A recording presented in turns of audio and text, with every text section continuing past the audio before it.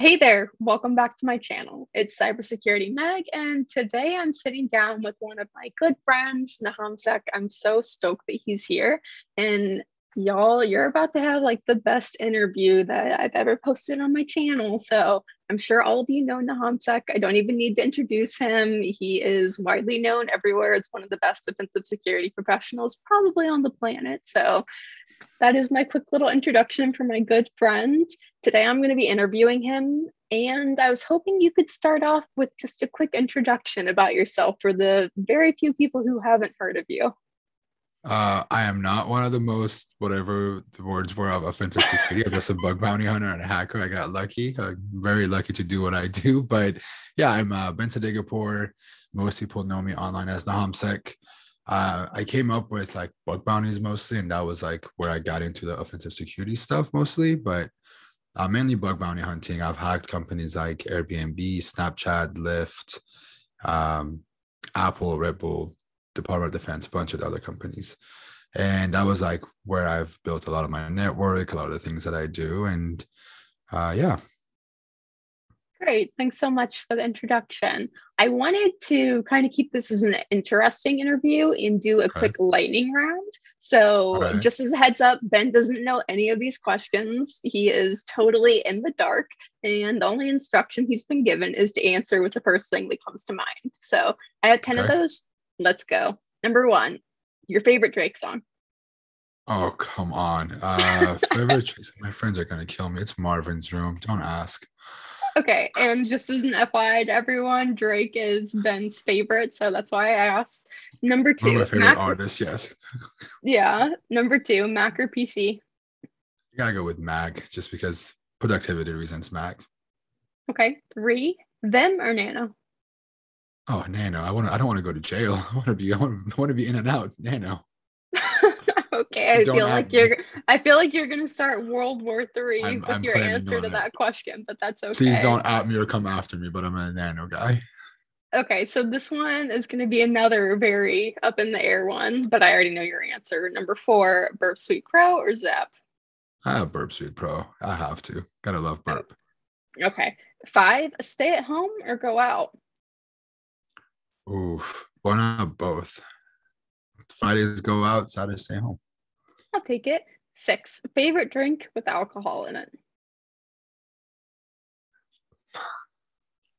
You can't say all of them. That's not okay. I like whiskey. I like to do whiskey. I'm not allowed to drink whiskey anymore, but whiskey's a go-to choice. I don't do a lot of mixed drinks just because like the weight thing, but I would say whiskey would be easier. And I like chugging champagne and beer sometimes. I feel like there's an interesting story behind why you're not allowed to have whiskey anymore. That said, I'll save that for the next interview. All right. I Next like that. question. Cats or dogs? Dogs for sure. Okay. Hack during the day or hack during the nighttime? I'm the opposite of most people. I go to bed very early, but I like hacking in the dark. So either very early morning or late night. Okay, that's kind of funny. He likes hacking in the dark. All right, I'll take it. Hoodies or zipper jackets? Like the zip up hoodies, you mean? Yeah, so hoodie like without a zipper or with a zipper? You know, I used to be a big fan of the zip up hoodies because of Hacker One, but I like without a hoodie, without the zip up now a lot more. Hmm. It's Okay, just more I feel it. comfortable. You get an oversized one, it's more comfortable. Gotcha. And last one, dream vacation destination. I am dying to go to Greece. I am Ooh, dying to go to Greece to have their food, see some of their cities and like the history and like everything they offer. me too. I've seen photos of Santorini and Mykonos and Yes. everywhere. It just looks so beautiful. I can't wait to go either. I am dying to go to Greece. Well, thank you so much, friend, for answering those lightning round questions. Now I want to get into the actual like meat of the interview. And y'all, if you see me looking down at my phone, it's because I don't have a high-tech setup like Ben, and I'm asking questions from my phone. So that's why. So, question number one. If you could tell Ben on day number one, when he first began learning about cybersecurity, anything, having the knowledge that you do now, what would you tell him? There's a lot. There's a lot I would tell myself. Let's do like technical and non-technical, maybe that would help. Sure. On the technical side, I would just tell myself it's like it's a it's a never-ending learning process. You're always gonna have to learn new things and keep up with new techniques, new whatever, this new technology, whatever it is. You're always gonna have to learn and to like keep pushing and not give up on learning. On the non-technical side, because I did bug bounties a lot, and bug bounties are at times very, very fun, but also very, very stressful a lot of times. So both on the hacker's perspective and also from the bug bounty programs, I would tell myself to have more empathy, be more respectful of other people on the other side of the screen, just because you don't know them or just because you don't interact with them. Everyone's going through stuff, and just because your bug's not getting triaged or they're not understanding your bug, getting frustrated, whatever that is, to be nicer to people. I think a lot of people don't see that until they do it for a while and they realize like there's a lot of work that goes into a bug bounty program, triaging, fixing, and paying it out. I wish I knew that in the early days.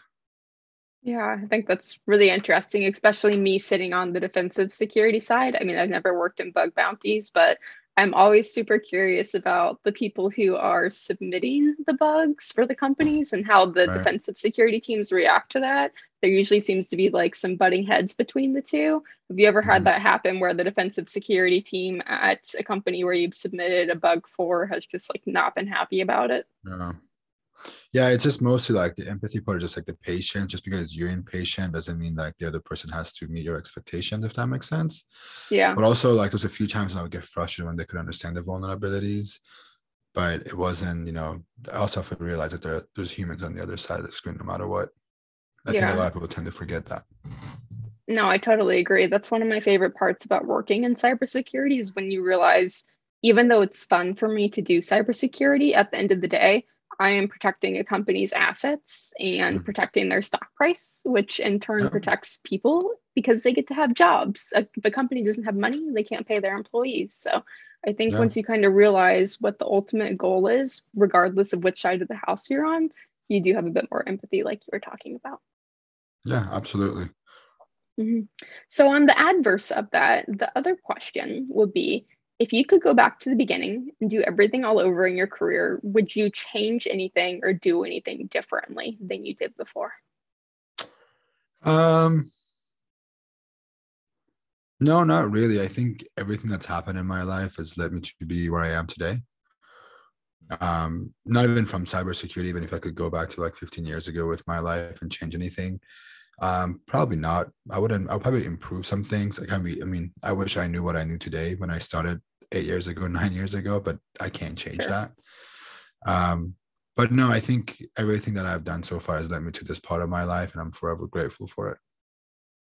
I love that answer. I like the opportunity to sit down with Ben and give you real Ben, like deep Ben, and not just what we put out as content creators of, oh, here's a vulnerability, here's this bug Right. bounty that I scored. I like actually getting to know people well and introducing people to the community. I think you do really well with Yeah. yourself. So It's just mostly like networking was a big part of it. I knew how to do that before I got into cybersecurity. I was lucky enough to know it, but it was just mostly like I've thought about this a lot. Like, was there anything that I could have done that I would want to change? No, a lot of things I would want to improve, like some of my interactions with people,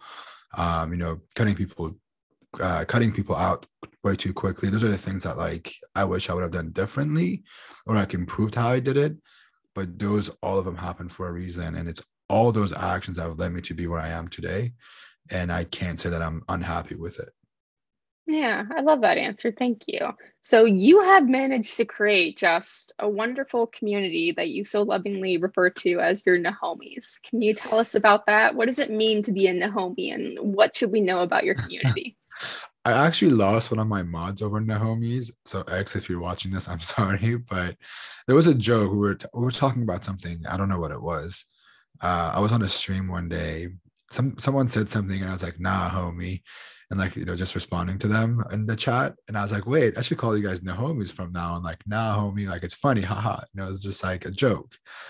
And then one of my mods ex, he's like, if you ever use that term ever again, I'm never coming back. Like, I'm quitting your stream. And I don't think I've seen him much as since then.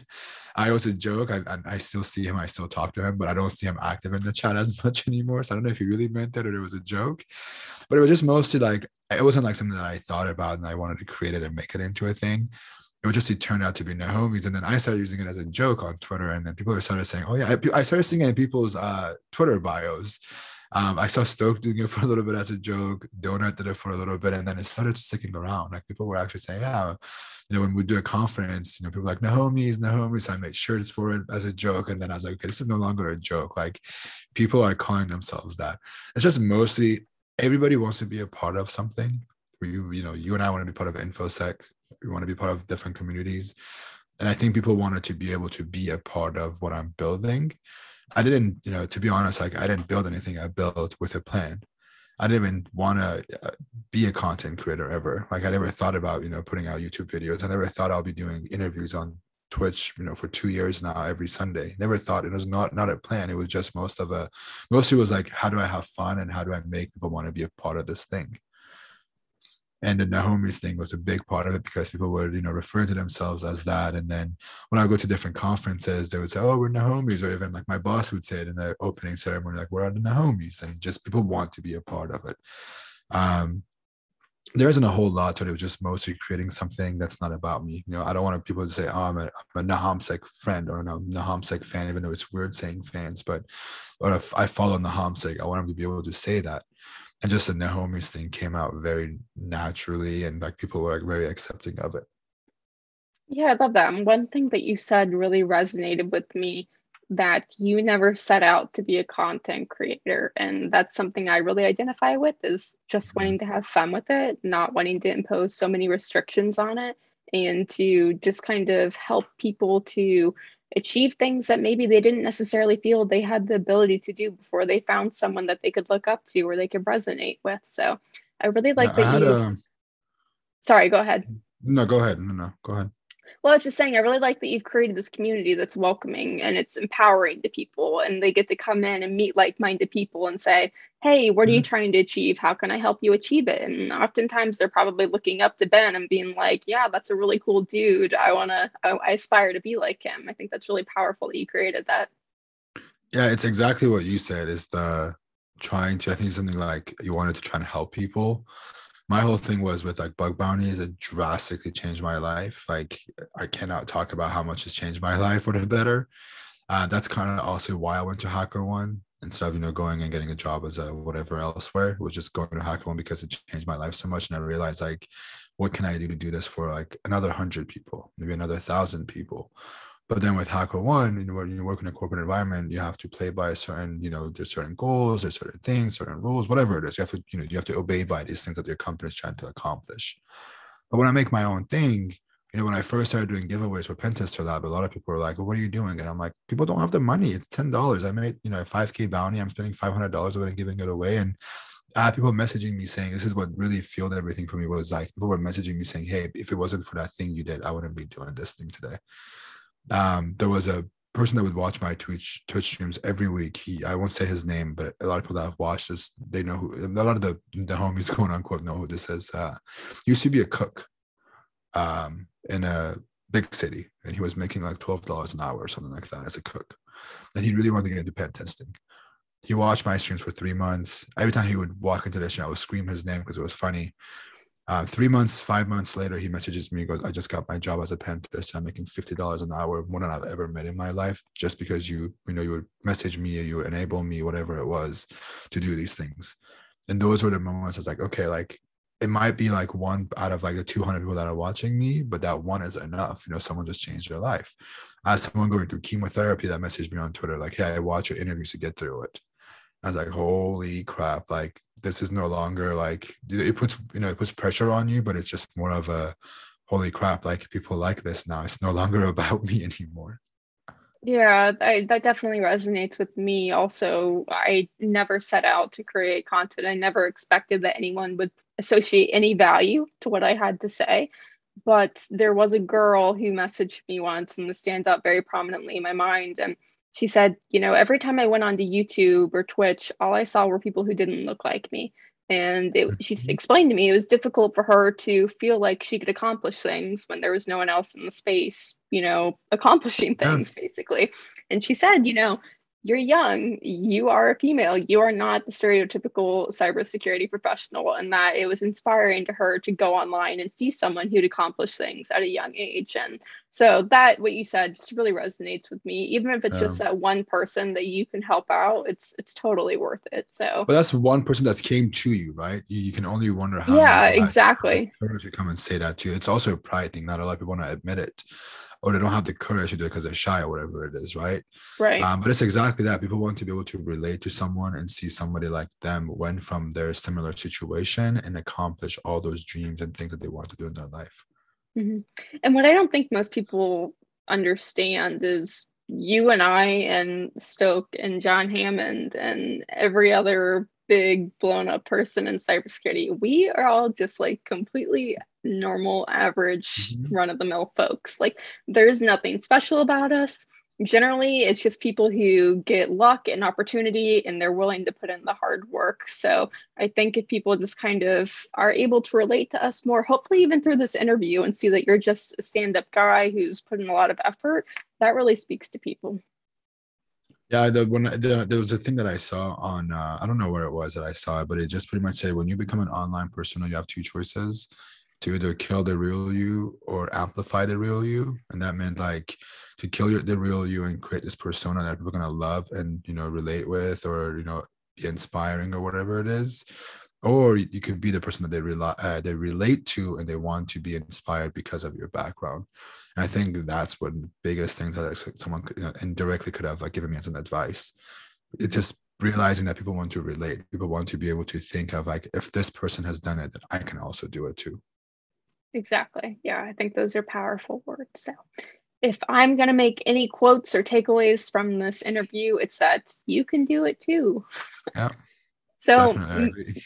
probably one of the most biggest questions that people are here wanting to hear about is why bug bounties, why offensive security, and also I'm selfishly curious if you've ever done or looked into defensive security. Um, as a kid, I've always liked breaking things, like literally breaking things. Mm-hmm. Um, TV remotes, games, toys, whatever. I've broken them. I think that's also like a pattern in my life of wanting to break things. I don't like making things. Like I like to make tools. Sometimes I know I'm horrible at it. My GitHub is probably the worst place to go and look at. Please don't go look at it. It's not good. It's like a 4-year-old wrote it. But I realize like I like breaking into things. It's like a puzzle. I don't know if there's a solution to this thing that I'm working on. Like, can I hack into this company? Or can I find this vulnerability? Is there a vulnerability here? And that sort of stuff. With bug bounties, it made it very real, very, very real and realistic because it gave me the opportunity to say, okay, if I find this vulnerability on Yahoo, I can say I've owned Yahoo.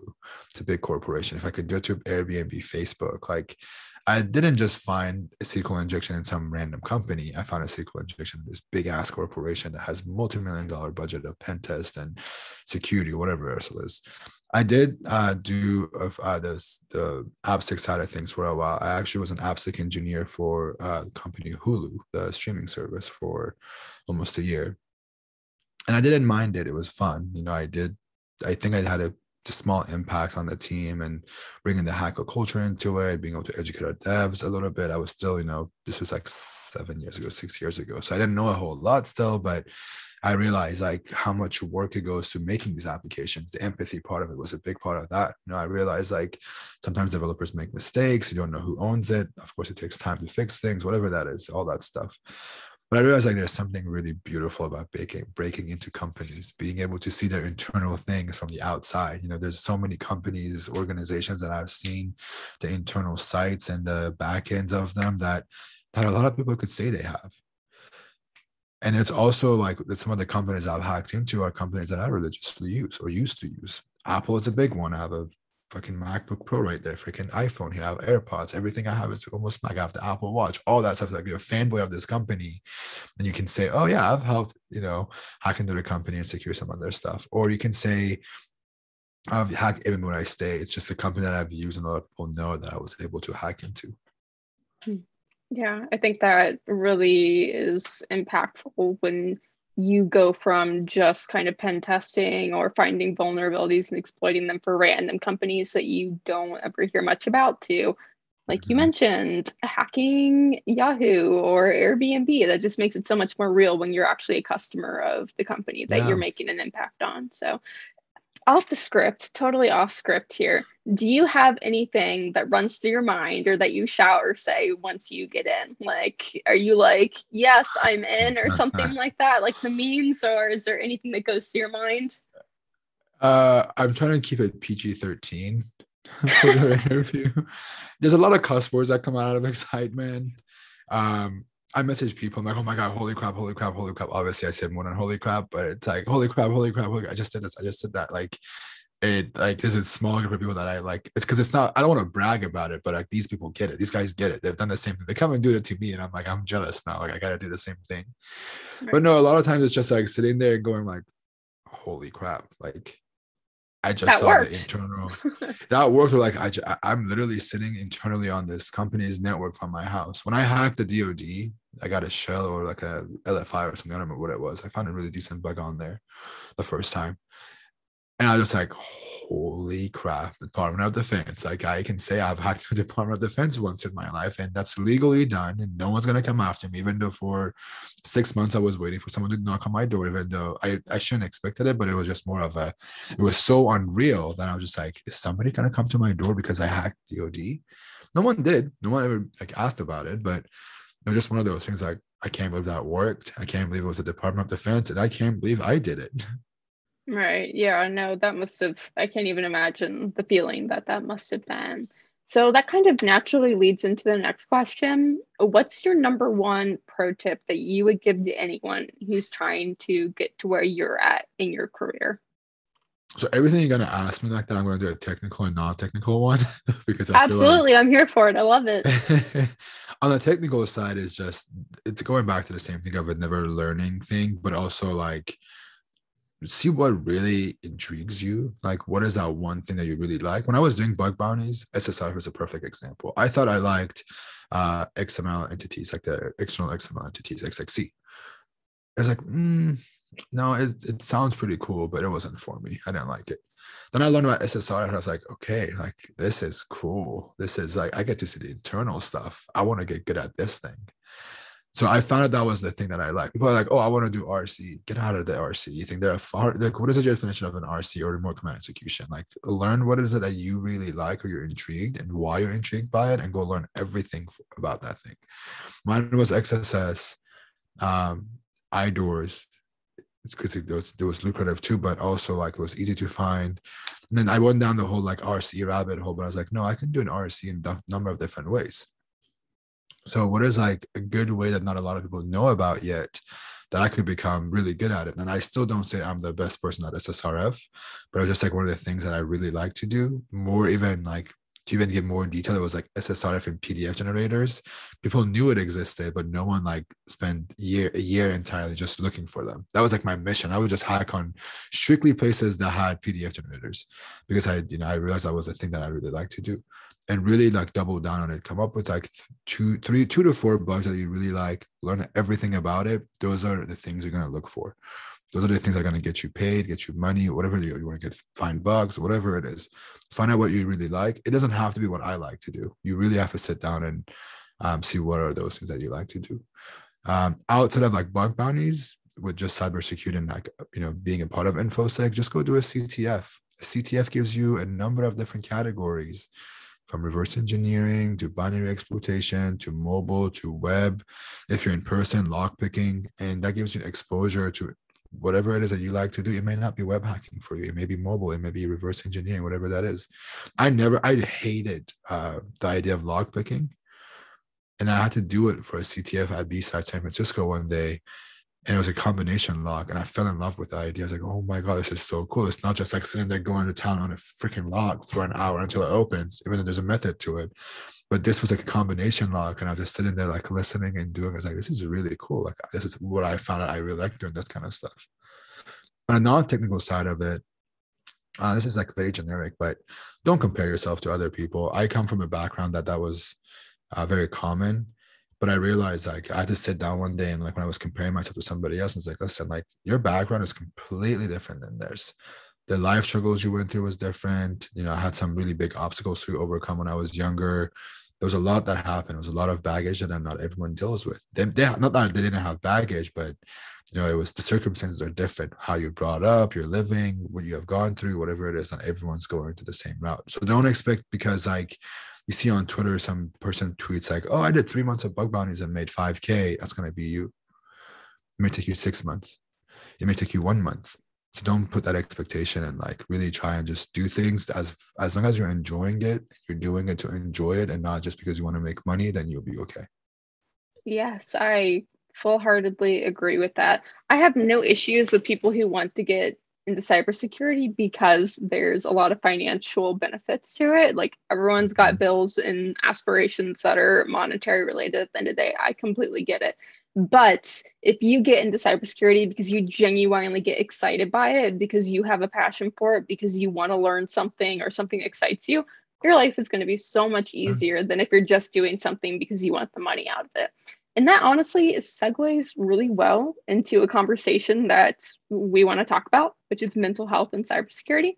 And frankly, I think is a very not often talked about topic. And even when I Yeah. posted on Twitter about asking questions for people who wanted to pose questions to you, you commented about, mental health and how we want to talk about it. And Mhm. someone said, why do you want to talk about mental health and cybersecurity? Like, you can have mental health issues regardless of which career industry you're working in. And then what I really liked was a response that someone else came back with, and they said, just because you can experience mental health issues in every field doesn't mean it shouldn't be honed in on one specific field. And I Yeah. really do think that mental health issues are rampant in cybersecurity. I think that burnout is expected almost by a lot of organizations and by a lot of Mhm. employees. And I'm just curious, what are your thoughts on some of the mental health topics in cybersecurity? Like, what are your feelings on it? What have you experienced personally? I've experienced a lot of it. So it also goes back to what I was just saying with the money thing. For a while, the dynamic of hacking changed for me. The reason why I was hacking in the beginning was just to learn. And then the second part was I just wanted to own as many companies as I could. Then it became I wanted to be the guy that knew how to do it all. Like I really wanted to become like top of my game. I want to be ranked on the top of the leaderboard. And then eventually it came down to the money because I was seeing people make hundreds of thousands of dollars. And I was like, I can't do it, but I'm working full time. But I wonder if I could like keep up a little bit. And then it turned out to a part of my life where I was like, okay, I need to buy a house. Bug binders could pay for it if I work hard enough. I want to buy a car. I want to go do this. And then it became about the money. And when I bought the house, I bought the car, I did it all. I sat here and I was like, now why? Why are you gonna hack this time? And I don't have a reason to other than just creating content. And I sat there and a big shout out to Shabam Shah. If you're watching this, like him and I've always been friends, but I feel like we became better friends when we opened up our mental health a little bit. Me to him more than anything. And he said something along the lines of like, because I was like, hey man, like I haven't hacked in a while. I want to hack on this thing. It was like when Red Bull launched the bug bounty program. I was like, I want to hack. I just want to hack with someone and have fun. Like even if I make money, I don't care how much of the money I take. And he's like, dude, I'm the same way. I don't care about the money anymore. I've done it all. Now I'm to a point of my life that I want to hack to have fun because I really enjoy doing it. He's like, why aren't you not just hacking for that reason anymore? And I was like, I am, but I never thought of it that way. I never thought. He's like, why don't you remind yourself why you started doing this thing? And that's like, you're right. Like when I was doing bug bounties, I was making like next to near to nothing. Like the amount of money I was making wasn't much. And I was getting maybe paid $200 a bug here, 200 bucks there, whatever that was. Money never mattered. It was just a plus. It was just always a fun thing. It's like, oh, now I spent 4 hours. I made 200 bucks. I can buy drinks on me this weekend. The money just came. But it was just a burnout. I realized like I was working like 16, 17-hour days. I was working 9 to 5 and then 5 to midnight, just doing bug bounties. And then it hit me, and I was just like, I lost that passion because it became about the money more than the fun that I was having with bug bounties. Because I was having a blast for it. I was just like, own this company, own that company, and I'm making money perfect.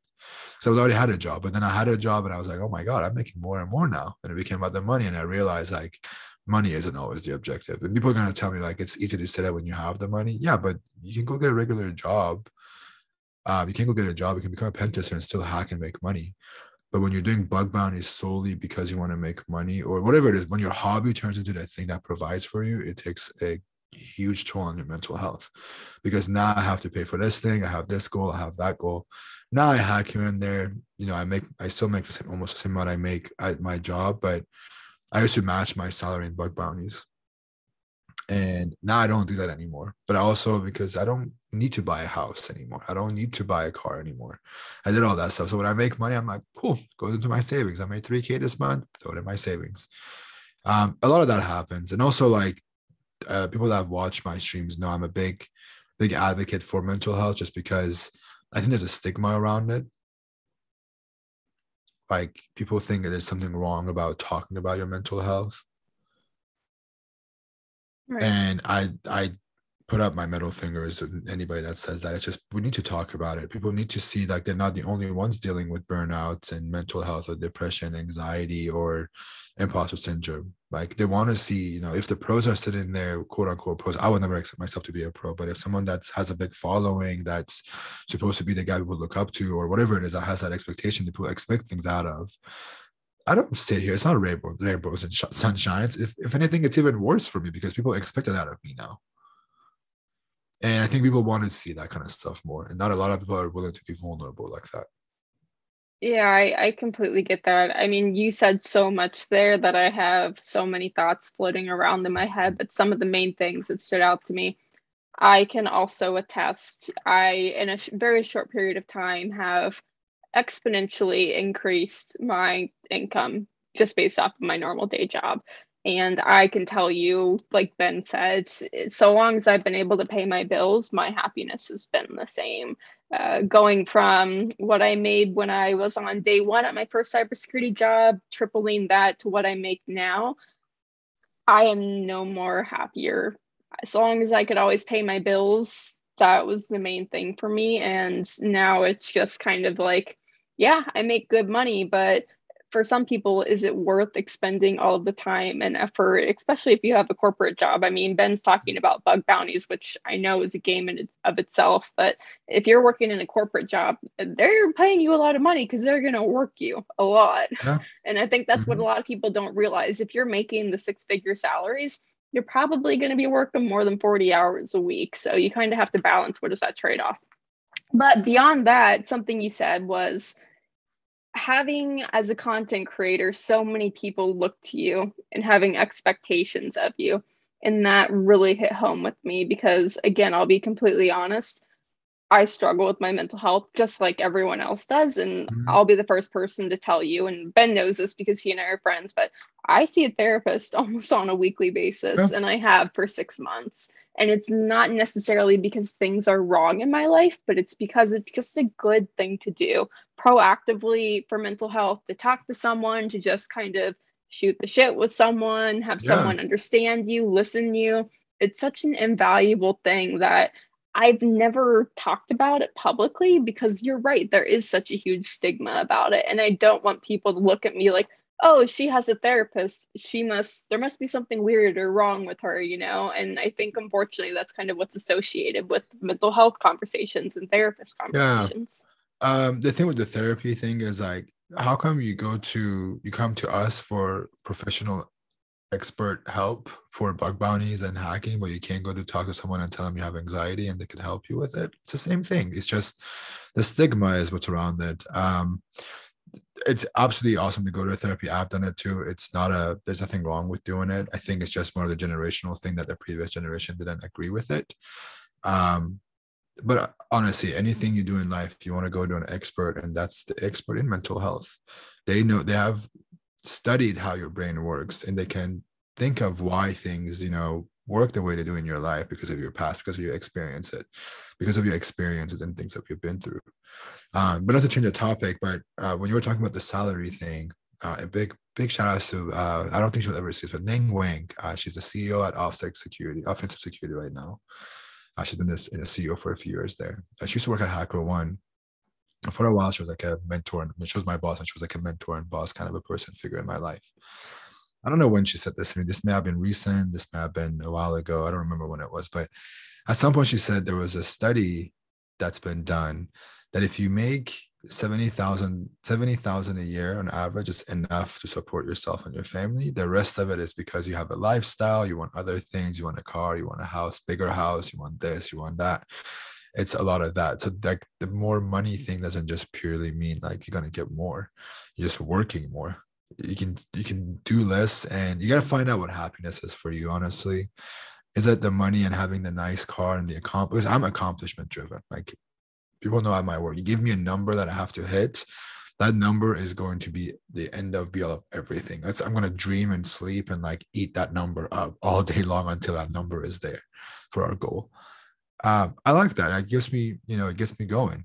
But I also, it's not about the monetary thing so much anymore. But it's just, you have to find out what happiness is, what I'm trying to say. It could be monetary. It could be, going up the ladder. It could be both. It could be you're doing it because you want to give back, whatever it is. And until you know what really makes you happy, it's not going to make a difference. Mm-hmm. And so while all these people are working their asses off trying to find what makes them happy or trying to hit a certain salary or hit that goal, a lot of them in cybersecurity are getting super burnt out, like beyond burnt out, which of course adversely affects their mental health. What advice would you give someone, or what do you do personally to help avoid the burnout? So burnouts happen for like, I think there's two main reasons why that happened. One is because you're not seeing results, and one is because you're not passionate, right? Like for example, what we talked about, people want to get into cybersecurity because of the money. It's not the passion, it's just the money thing. And you're not seeing any money, you're going to get burnt out. Or Right. your approach isn't right. You're doing things, you're not doing things properly, or you're following the wrong advice, or someone's giving you advice and you're just not taking their advice and doing your own thing. Honestly, it just depends. If the passion is there, and everyone's gonna say, "Oh, I'm passionate about this thing that I'm doing," and I'm still, burning out and not doing it. If that's the case, like you're making progress, then you need to really sit down and reflect on those, the progress that you're making. Did you know this much 3 months ago? Did you know this much 6 months ago? I like to write goals. Like I want to do this, in the next 3 months. I want to do this in the next 6 months, and I want to do this in the next year, 9 months, whatever. Like every quarter, 6 year, 9, whatever those numbers are. And that helps me think back. And I go, okay, like I wanted to do this thing, and by the end of the year, I didn't get to do it, but I got close to it. Still counts because I still made the effort to do it. I made a lot of progress. It was an ambitious goal. I didn't make it, but I still try to go for it at least. And I see that progression, and it makes burnouts go away. But at the end of the day, you need to take a break. Like it's going to be a time where you're going to be, right now, I posted on Instagram yesterday about this. I was just like, I've hit a completely different level of like productivity this week. And holy crap, it feels good. And I should have added this to the picture. And I should have said something like, I just hope I don't lose this again. But I know I'm going to lose it in a few weeks or a few months. But I've been good at like giving myself breaks. Took a week last week. It was the last week of September. I didn't have the drive to do anything, make content, hack, anything. I just binge watched Netflix like it was no one's business. I think I binge watched 3 shows in a week. I watched my regular nighttime show. I finished Lucifer, and I finished Squid Game. All in a span of like 10 days a week. You got to do that kind of stuff. You got to give yourself a break, and so you can miss doing what you were doing that wasn't, that was burning you out or whatever it was. Mm-hmm. I feel like there's almost, or not almost, I'll be completely honest and candid with you. I feel like cybersecurity has such an elitist culture, and there's such an era of if you're not constantly trying to improve yourself in cybersecurity, if you're not 24/7 sitting in front of your computer screen, then you're not trying hard enough. And I know a lot of people might roll their eyes, but of course we associate the saying try harder with offensive security. I Mm-hmm. think this can be a little bit toxic. It's certainly not what offensive security means. I want to separate that. I love offensive security. They're a great Yeah. company.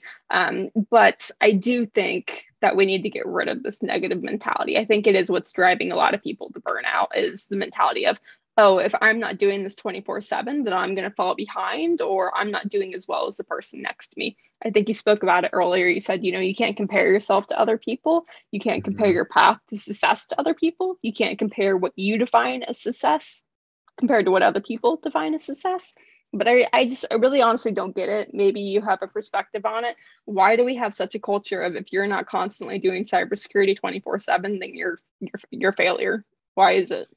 I think that Alita, so let me break down for a few things. We'll come back to the listen for a second. I think the try harder thing is the perception of how you perceive it. Like, I think that the way it's said, it means like, what you were saying, it can be perceived that way. But I think that they're just saying like, you got to try hard to break into things, not sit Exactly. there and try like a million days in a row. But it's just saying like, Right. try different ways that are harder to get in, right? That's Exactly. one. But the other thing with the elitist thing is, I think it's in I think we made, what's it called? The hustle culture became very normal. I have friends Mhm. who were bragging about how they're working like 12-hour days. And I'm like, that's not something to brag about, right? When I say I worked, 12-hour days, I'm not just working 12 hours. I'm working my 9 to 5, and then I'm working on something that I like at the end of the day. Whether it's pen testing, I enjoy pen testing every time I get my hands on it. I enjoy making content when I do it. So it's not like I'm working those 12, 16 hours. I'm working 8, 9 of it because of work, because I have to pay my bills. And I like my job too. But then the rest of it is something that I enjoy to do. It's something that I want to do on the side. It pays me, but I enjoy doing it. But I think we made the whole like hustle thing so normal, and people were just the no stop, can't stop, was it can't stop, won't stop, the work with Mhm. it's just a bunch of that stuff also. That's it became normal. It's a social media age. People are posting on social media how they're doing these things, even though they probably aren't doing it anyways. In some cases, the fake it to make it scenarios are insane. Right. And people compare. It just goes back to comparing. Everyone else is doing it. Oh, this person just learned this thing. Why are they doing it? Why am I not doing it? At the end of the day, I'm going to go back to what I said earlier. Just do what makes you happy. If it doesn't make you happy, you don't feel passionate about it, don't do it. Do something Mhm. else. um with the elitist thing, it's just, I think everyone just wants to strive to be better, especially when there's so many on social media saying that they're accomplishing these things. That's just the FOMO of wanting to know, the fear of missing out of wanting to do these things too. I think that's really great. I think the issue is when people want to be better, they compare themselves and Mhm. they see what everyone else is achieving, and they forget that being better is an individual thing. As cliche and cheesy Yeah. as it is, they always say, the only way to be better is to be better tomorrow, better than you were today, or something like Hmm. that. Yeah, You're yeah, only competing against yourself. You're not competing against anyone else. So long yeah. as you're keeping in your own lane and focusing on what makes you better individually, I think it'd be so much less toxic than trying Yeah. to, outshoot someone else. Do you remember when you asked me how I'm doing today? Do you remember what word I used? No, I don't. You asked me, you said, "How are you doing lately?" And I said, "I'm thriving." Yeah, you did. I said specifically use that word because so I had I wanted to like bring that up just because like I feel like there is a little bit of like explanation. You know this because we talked about it a little bit before this, but I use the word thriving because like I sat down and not even sat down. I was reading something. I don't know how much I can go into details with this thing. I read a note that was written about me 6 months ago. It was about like things that I was doing at the time, where I was with my life. And I was just like reading it. And then like I just smiled. I just caught myself like lighting up. And it wasn't a good note.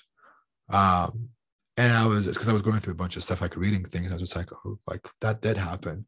And then I sat here and I was like, none of this is applicable to me anymore. I'm no longer there. I've changed these things that were on this note that were, negative about me. The things that were there, I agree with them. I was doing these things a year ago or whatever that timeline was 2 years ago. But sitting here today, I'm no longer, there's none of that is applicable to me. I've changed all those ways. I'm no longer doing those things. And it felt great seeing it just because it showed me that I've made progress. And there was no way of measuring progress, right? You can say, oh, well, how do I measure if I'm doing better with bug bounties outside of the money thing? No, it could be like, did you want to learn about this topic? Did you learn it? Do you know how to do it actually now? You may have not made money from it, but if someone gives you an application, can you identify this thing? Yes or no? Yes, then you've made progress. That was a big part of like the comparing. Like, yeah, I compared myself to myself 6 months ago.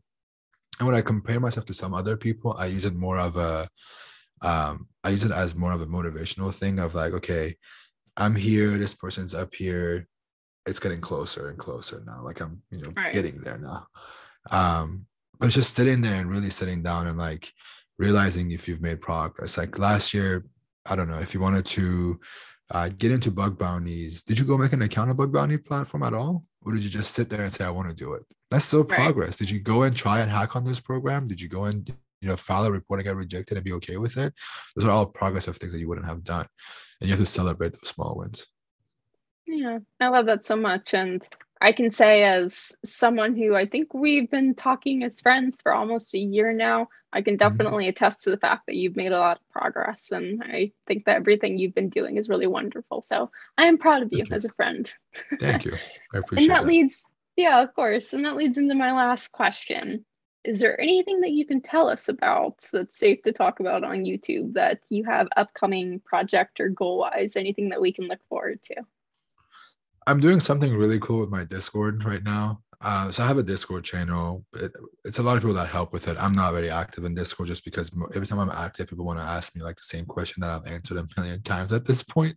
And there's Right. like bots that answer it now. Not to be rude, it's not about being rude, but it's just like I sound like a broken record now. Like, please, like, go look into these things. I've put out resources. I try to like make those resources so people could look it up and like go and learn it. Accessible. Hmm. Yeah. Um, I'm working on something really, really cool. I'm going to do a free version of it, and I'm also going to have a paid version of it. It's not that I want to make money from it. It's taking me a lot of like effort to build this thing. I was telling you earlier, I've waken up 6:30 in the morning working on this before work. Then I go to work and then I do some stuff at night and go back to working on it. But also I Right. think it's going to bring value to people that want to do bug bounties a little bit. But it's just I've always wondered what do I want to do that's like gonna bring value to people that support me, and this is gonna be the way to do it. But nothing else. I'm trying to go back to, like I said, I want to have fun with what I'm doing. So I wasn't having fun making YouTube videos for a while, not making them anymore. I realized I like the streams that I do on Sundays and I'm gonna keep doing those. But now I felt like, okay, I kind of miss posting stuff on YouTube and like reading the comments, the first few days of the nice comments at least. And then I miss the interactions with people. So I'm trying to go back to making videos. I promise I'll make videos if I don't know if we saw, but I was doing the fundraising thing for LLS. And I said if we make $10,000, which we did it in a day, which was incredible. And I said I would make more videos. So now I have to go back and make more videos and then also dye my hair pink. Oh, I absolutely love that, and I'm so looking forward to seeing what this brand new thing is of yours. I think a lot of people who are watching are curious now. So, is there anything that you want to say before we close this out? Anything that's on your mind that you'd like to say as a last thought? Yeah, everyone that's gonna see this, they're gonna be like, "Oh, how do I get started?" Or like, "What is your advice?" That you ask. Just don't give up. It's hard. I get it. I've been there. I promise I've been there. I've been very transparent about knowing how hard it is and like putting myself on blast. Don't give up. Don't compare yourself. And I always like to just say happy hacking or hack the planet. So we'll leave it at that. Of Happy hacking. I love it. Well, thank you so much, Ben. I appreciate your time. course. You have been absolutely wonderful, and I think so many people are going to get so much out of this. So, thank you, friend. I appreciate it. Thank you. Thanks for having me. I appreciate you inviting me to this, and I look forward to seeing the final video. Yeah. All right. Thanks so much, guys. We'll see you in the next video. Bye.